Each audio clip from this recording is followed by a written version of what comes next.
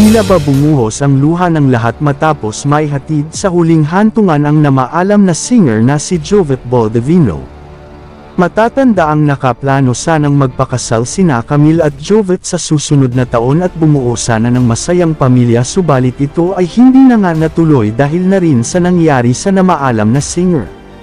Ito nga ay may nakapagsabi sa amin na nagpagawa na di umano ng bahay si Jovette na para sana sa kanilang titirahan kung sakaling natuloy ang kanilang kasalan.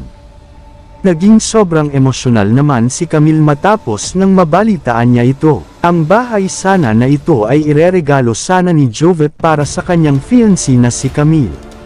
Subalit nang dahil sa nangyari ay hindi na rin natuloy ang kanyang mga plano. Iba't iba ang naging reaksyon ng mga netizens sa balitang ito. Subalit para kay Camille, plano niyang ipagpatuloy ang pagpapagawa sa bahay upang kahit man lang sa ganitong paraan ay maalaala niya ang yumaong kasintahan.